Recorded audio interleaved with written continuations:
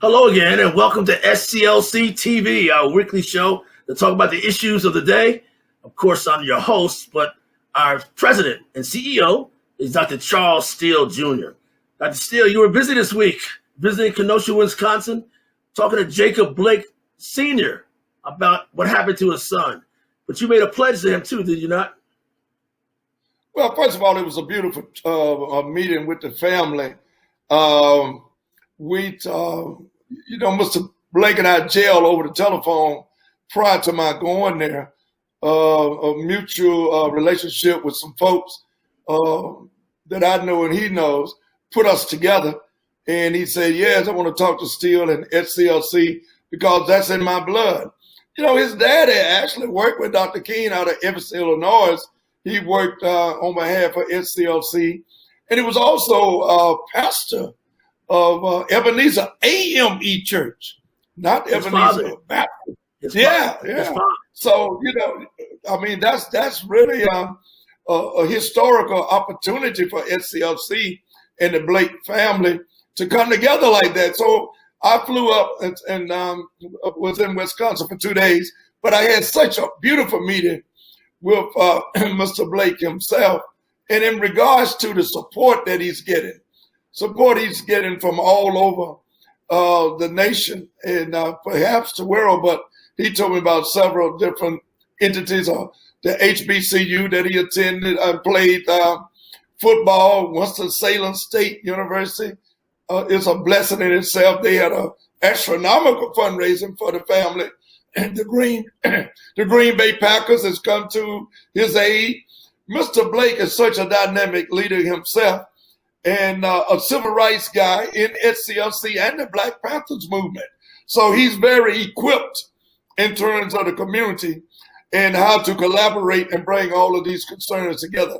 I told him with SCLC, we want to be there for the long haul. You know, when all of the cameras leaves, when other people have other things to do, and that's understandably so.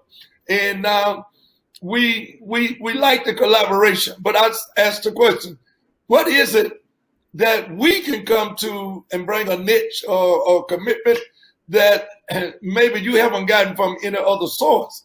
And he mentioned the long-term commitment of being there with and for his family. And I gave it to him. I said, you got it. You know, when you say that, you're talking about the family institution of love coming from SCLC and his family. You also talking about in-kind services that we can bring to the table. Already made contact with a lot of people who can bring, other than just financial support, they can do other things that equates to resources and financial support, as well as the liquid aspect of financial raising as well. So we are there for the long haul. We shook hands, we hugged, he was crying. Many people have really showed that family great support. Mr. Eden, what I want the audience and you and others to know, this young man was shot 7 times in the back and he would not be able to walk again. He himself have 3 kids and that's been funds now being basically raised to help the kids as they grow and develop into adults. This is something of love. You got to show the collaboration of love and coming together, not only for the Blake family, but this is immediate, but all concerns within not only just the Black family, but the human family of people working together. That's a major commitment you made, Mr. President. But I guess as a father and as him being part of the SCLC family, I guess you felt compelled to do that, huh? Well, it's a major commitment just being president of SCLC. That's what I'm supposed to do, Mr. E. You know, folks says, Charles, why you always put yourself on the limb? I put myself on the limb because that's where the fruit is. You got to get on the limb to get the fruit. And that's why many times people don't elevate our communities because you don't make serious commitments. I've been making serious commitments all my life. And what am I to do as president CEO of Dr. King's organization, the Southern Christian Leadership Conference, in my position and not help this family? And they do have a history with us, even if they didn't have a history. But it does make a difference. when he called me and we talked, and he said, I'm part of the SCLC family, and I would love for you all to be involved. And hey, instantaneously, we did it. He's a colorful, charismatic kind of guy, is he not? How'd you get along with him? Very charismatic, very equipped to deal with organizations such as SCLC and others. Very equipped to his family in terms of his commitment to take care of his family. I mentioned he has 11 children and 22 grands. Do you know the difference and the impact that's going to have on his family? Because many of them live in other cities. He himself, as the father of Jacob Blake, he lives in Charlotte, North Carolina. And he said, I'm back home now. This is a mission that I cannot leave my son. And he said, when I held my son's hand and he squeezed my hand, he said, Dad, I'm glad you're here. He said, I'm here and I'm not leaving you, son. That's so strong. You're talking about a commitment. That's a great leader in his own right and a committed individual. And you just feel the warmth and the spirituality of this man when you're around. Don't forget his father was a pastor at Ebenezer AME Church in Evanston, Illinois. I see the got to you, see that touched you a bit, huh? I mean, I know you deal with a lot of people, but seemingly this kind of meant a lot to you. It meant a lot to me, Maynard. I just left my doctor's office for my regular 3-4 months checkup, and all of the people there in the office were saying they saw me Sunday night as you arranged for my TV interview here in Atlanta, and they were so appreciative that I was so committed to this family. I'm going to commit all I got in terms of my energy, my spirituality, my ability to bring other people to the table to help this family. And this will overlap to other families, but this is something special. By the mere fact, the spirit of SCLC and the love that this family showed me when I got off the plane and actually went and met with them at the hotel. Sir, since the shooting of the 7 shots in his back, I mean, there have been continued outbursts across the country. Protests that your President Trump says has turned violent. Now, SCLC is about nonviolent social change. What are your thoughts about what has erupted in cities across the country now? What are your thoughts? What needs to be done now? SCLC principles of the kingdom philosophy of Dr. King need to be taught.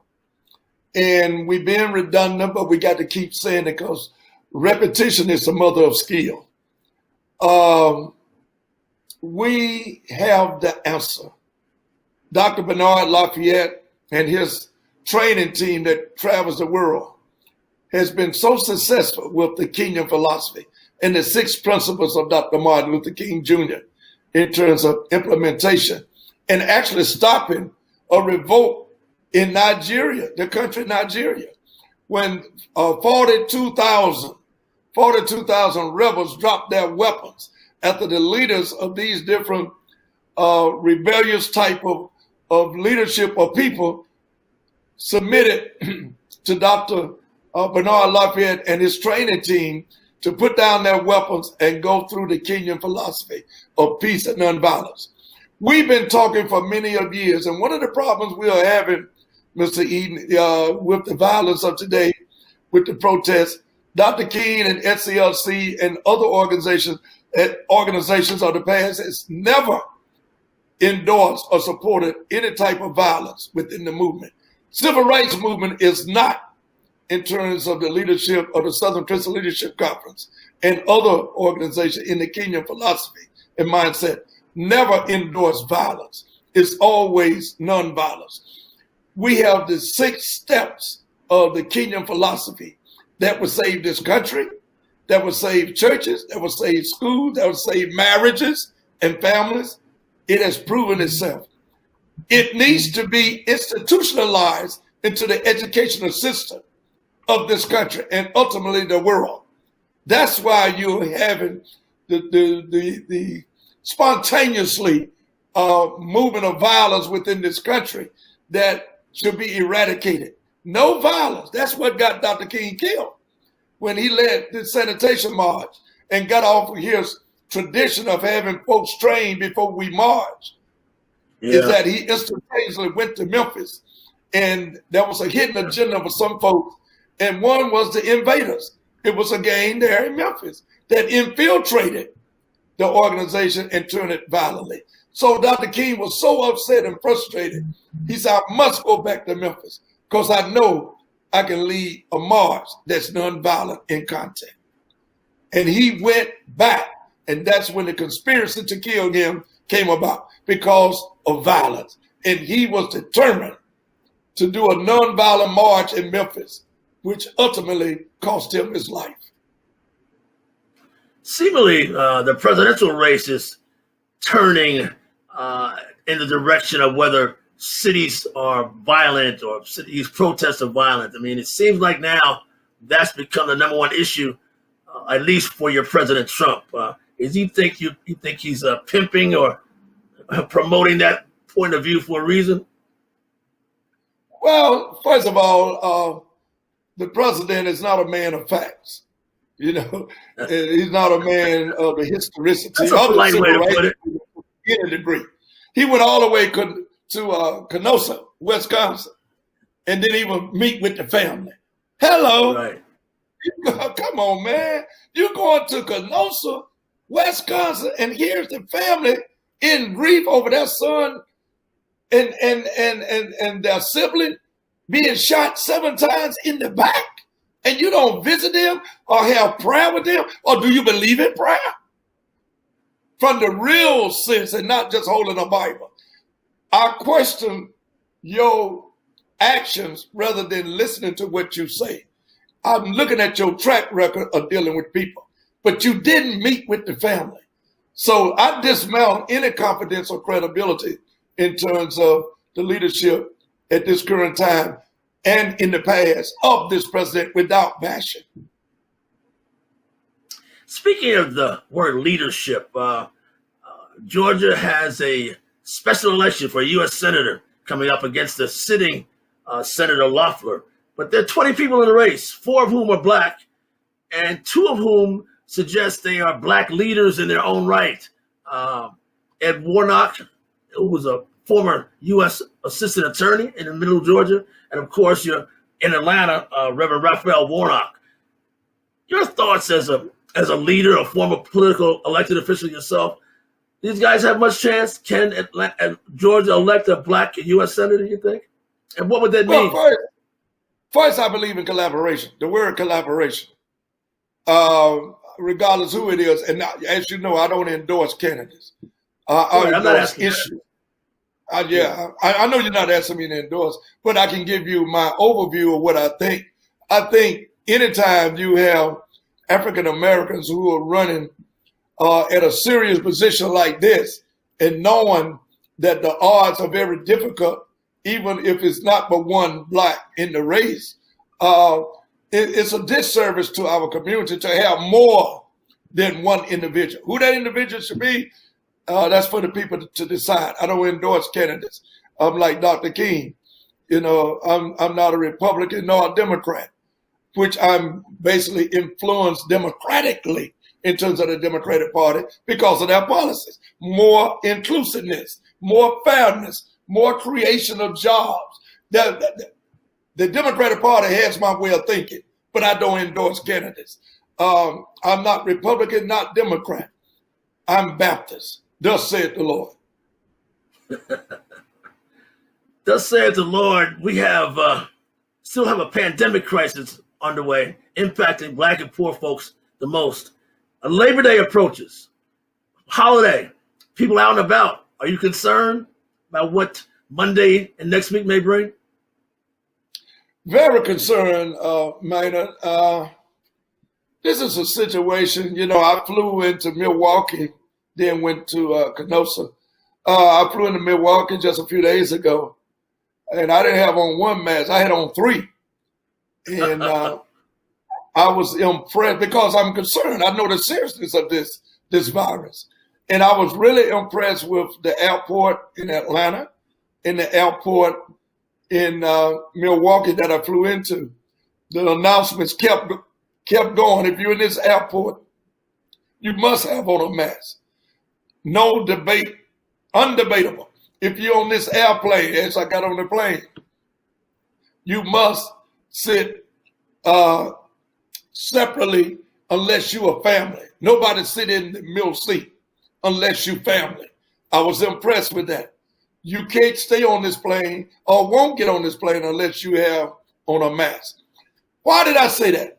The same mandate that the airports and the airlines are conveying to the people should be conveyed to every church, should be conveyed to every business, every beach, every gathering place to any degree. It should be done.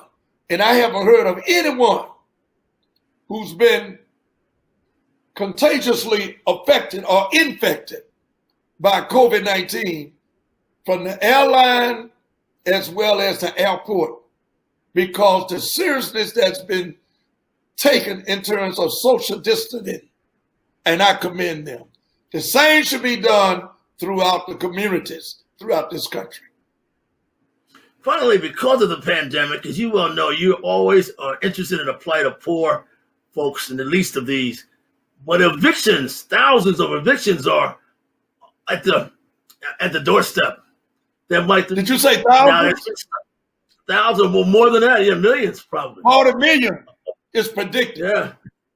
40 million, and not from homes, because we already lost our homes, people of color and poor people.